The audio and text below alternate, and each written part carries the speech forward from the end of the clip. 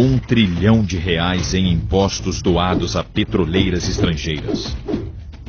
Dinheiro suficiente para construir inúmeras escolas, hospitais, infraestrutura, desenvolvimento de tecnologias e muitos outros fatores de melhorias das condições de vida dos brasileiros, incluindo maior oferta de trabalho em todos os níveis profissionais e salariais. Lesa pátria, a mais hedionda, a mais revoltante, a mais canalha, a mais destruidora de todas as corrupções, a criminosa lei da reforma da Previdência, a criminosa lei da reforma dos direitos trabalhistas, o criminoso ataque e desmantelamento da Petrobras, a criminosa lei de congelamento dos gastos com educação e saúde por 20 anos, também chamada de PEC da maldade ou PEC do fim do mundo, a criminosa redução, achatamento do salário mínimo, a criminosa entrega do petróleo do pré-sal a preços vis às empresas de petróleos estrangeiras, a criminosa redução para 68% da capacidade de refino das refinarias da Petrobras e o consequente aumento das importações desses produtos, a criminosa quebra do monopólio estratégico das importações de derivados de petróleo, a criminosa equiparação dos preços de derivados de petróleo aos mais elevados preços internacionais, para proteger os abusivos lucros das importadoras de derivados de petróleo. Os consequentes e abusivos preços do diesel, da gasolina e do gás de cozinha, os quais levaram à greve de caminhoneiros de maio de 2018, com nefastos e pesados prejuízos morais e econômicos de toda a população brasileira. A criminosa venda das estatais a preços aviltantes de quase nada. Essas e outras leis criminosas, atendendo a um maquiavélico plano arquitetado que vem do exterior, elaborado em um ou mais institutos situados nos Estados Unidos, estão sendo votadas por brasileiros traidores da pátria. Pela minha mãezinha, Melanie, minhas 3 filhas, meu neto, pelo Brasil, eu voto sim. Brasileiros que se dispõem a trair seu próprio país. Brasileiros que foram colocados no poder para cometerem esses crimes de lesa pátria. Brasileiros que estão vendendo os trilhões das riquezas do Brasil e do povo brasileiro a preços de quase nada, em troca de vantagens e propinas multimilionárias em milhões de dólares e euros. São leis criminosas que vão restringir o poder aquisitivo do povo.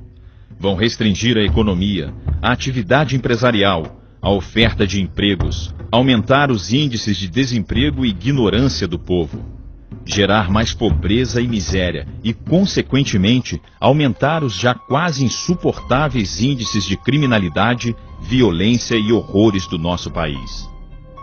Causar o caos. Ricos, pobres, elites, pequenos, médios e até grandes empresários, todos seremos vítimas. Povo estressado, desesperado, inseguro, com medo do presente e do futuro, sem capacidade de se organizar, lutar e opor resistência aos saques e pilhagens dos trilhões das riquezas do Brasil e dos brasileiros. Povo estressado e desesperado é tudo o que querem os nossos inimigos, os grandes e poderosos donos do dinheiro. E nossos poderosos inimigos são os de grandes interesses financeiros estrangeiros, banqueiros e grandes acionistas de todas as médias e grandes empresas de sociedade anônima de todo o mundo.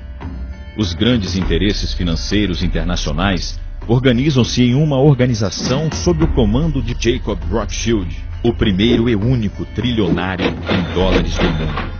Uma pergunta: por que a mídia noticiosa, a qual você acredita que tem como objetivo fundamental fazer denúncias de tudo que seja ilegal, não noticia, não informa, não comenta, esconde cuidadosamente tudo isto de você?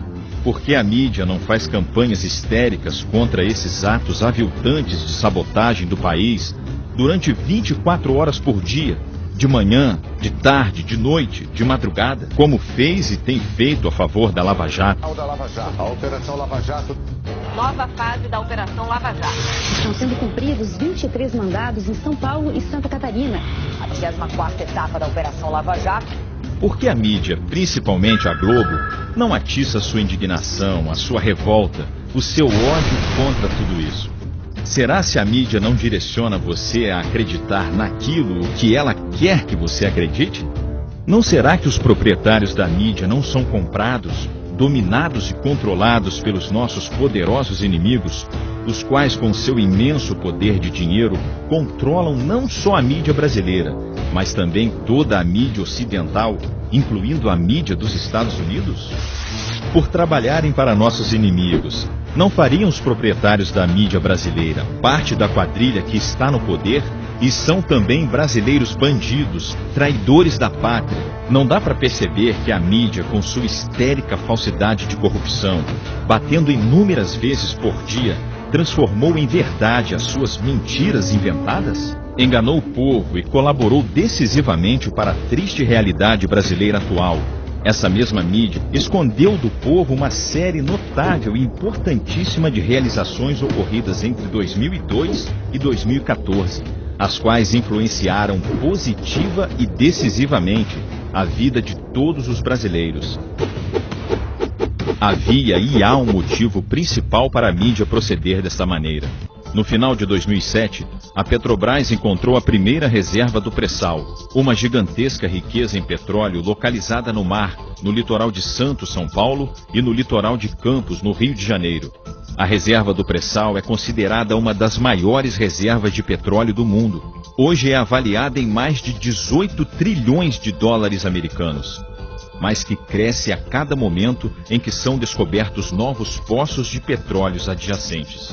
O governo que estava no poder à época da descoberta das reservas emitiu a Lei 12.351, que, entre outros dispositivos, assegurava para os brasileiros a maior parcela da enorme riqueza do pré-sal, e regulando e limitando a participação das petroleiras estrangeiras. Além do pré-sal, havia e há também cobiça dos nossos inimigos pela Petrobras, a qual, além de ter condição de melhor viabilizar a exploração das reservas do pré-sal, havia se valorizado quase 10 vezes no período entre 2003 e 2013, e seu lucro aumentara quase 6 vezes no mesmo período. Por esses e outros motivos, o governo que estava no poder em 2013 era um fator de resistência, um entrave às pretensões de tomada e posse. A mídia inventou, criou e, a partir de 2013, lançou várias acusações de corrupção contra o governo que estava no poder. E configura crime de responsabilidade. A análise técnica dos autos de todos os processos mostra claramente que em nenhum caso das acusações levantadas pela mídia contra os acusados houve qualquer tipo de culpa ou crime por parte dos indiciados. Sobre a peça de acusação do Ministério Público Federal contra Lula, usada por Sérgio Moro para condenar o ex-presidente, o professor Afrânio Silva Jardim é taxativo. O Lula foi condenado por corrupção passiva e lavagem de dinheiro e não recebeu o imóvel, nem a posse teve, nem a chave do imóvel teve, e não lavou porque não recebeu nada. Quanto às acusações de corrupção na Petrobras, os diretores que haviam montado um esquema de propinas que se elevava a mais de 40 milhões de dólares não foram indicados e não pertenciam exatamente aos quadros do partido político, o Partido dos Trabalhadores, mas pertenciam sim ao PMDB, partido de Michel Temer.